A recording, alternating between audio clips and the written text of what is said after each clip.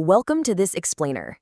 Today, we're unpacking a story that is just absolutely wild. It's one of the most fascinating, yet kind of overlooked stories in all of human history. We're going on this epic journey to track down a single secret gift from ancient India, a gift that literally built the modern world. We're talking about the most important number in history, a number that honestly didn't even exist for thousands of years. But when it finally showed up, it totally rewrote the trajectory of science, math, and basically our everyday lives in a way no one saw coming.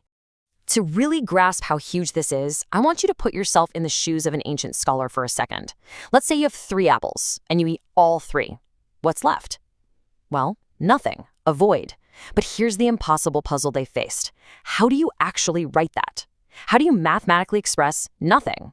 For thousands of years, the most brilliant minds on the planet just hit a wall. No symbol, no word, just this deafening silence where a number was supposed to be. All right, let's dive into exactly why this was such a massive problem.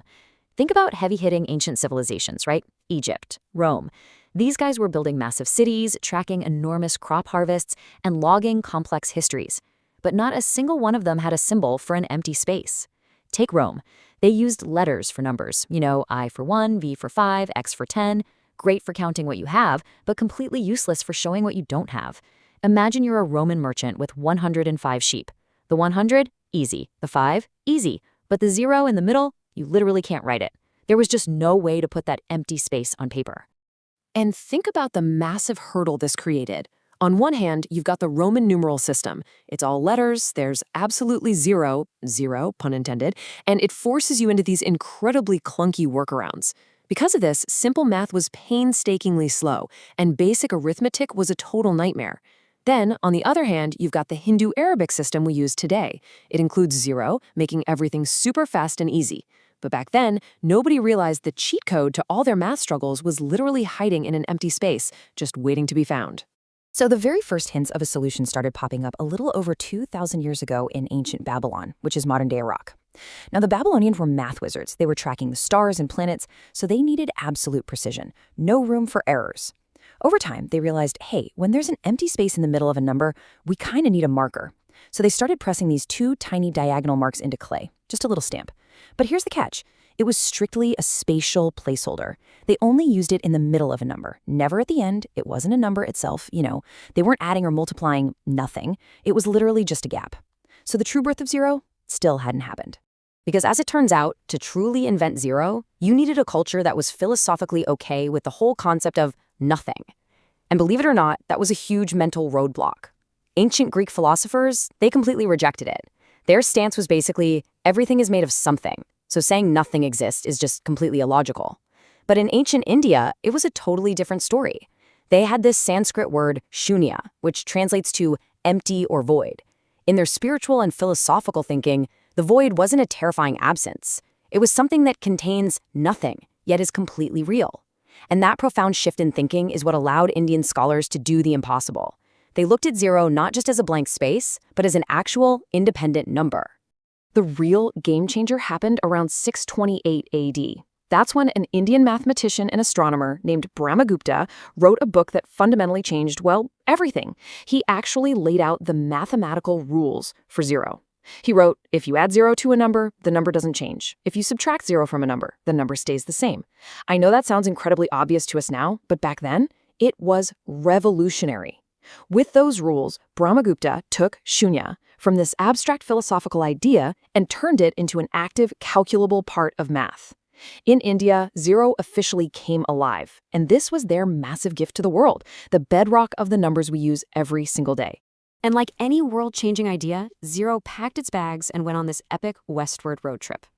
If we track this timeline, we start 2,000 plus years ago with that Babylonian placeholder. Then, boom, the massive breakthrough in 628 AD in India. From there, the idea travels into the highly educated Islamic world, arriving in Baghdad around 800 AD.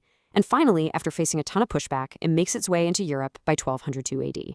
It's just wild to think how this single concept quietly crossed oceans, borders, and centuries, carried along in books and the minds of everyday merchants.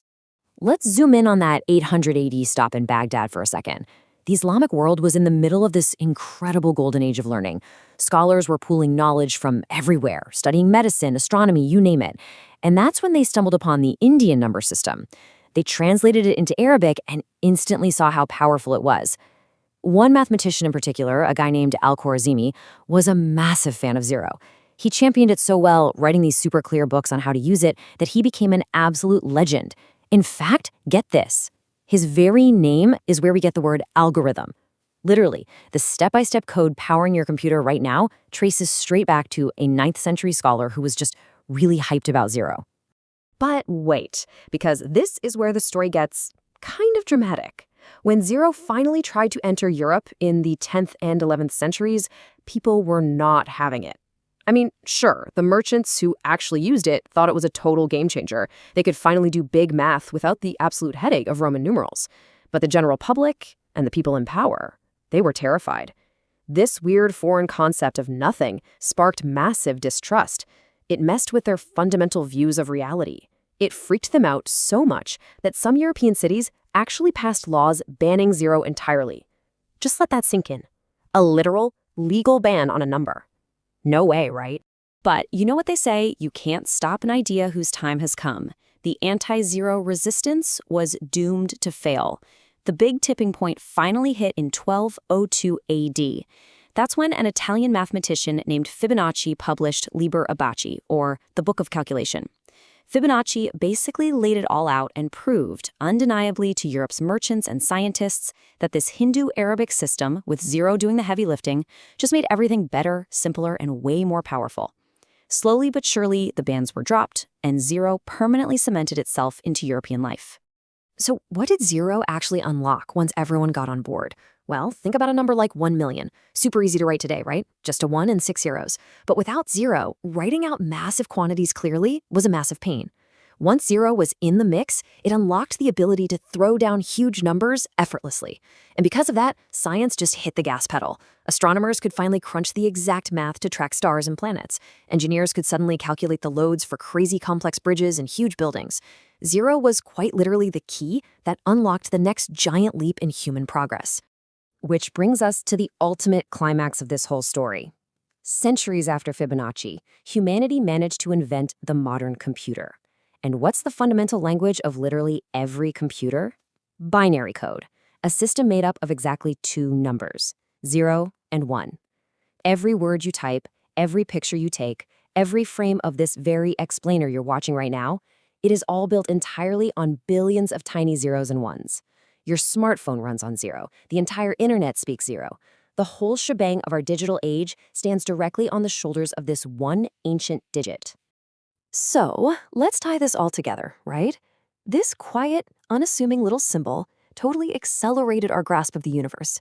It gave engineers the toolkit to build modern cities, and it literally made computers possible, powering every app, smartphone, and website we use today. And the craziest part? Every bit of this modern technological magic is rooted entirely in the spiritual and philosophical wisdom of ancient India. When those early thinkers decided to give shunya, emptiness, a real seat at the mathematical table, there's no way they were picturing space rockets or Wi-Fi. Yet their gift of zero is the invisible foundation holding all of it up. Looking back at zero's wild journey, there are 3 really profound takeaways here. Number 1, small things can absolutely change the world. A tiny hand-drawn circle representing an empty space completely revolutionized global science. Number 2, ideas require immense patience. We're talking thousands of years for zero to go from a Babylonian placeholder to a globally accepted mathematical law.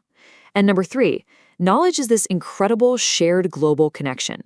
Zero doesn't belong to just one place. It started in India, traveled through the Islamic world, pushed into Europe, and eventually reached all of us.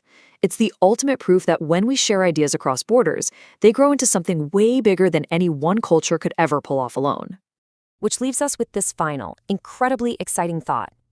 Think about it. A concept that ancient empires thought was literally impossible, the very idea of nothing, turned out to be the foundational building block of the entire digital age. So it really makes you wonder, if our modern world was built on nothing, what other impossible ideas are just sitting out there right now waiting to be discovered?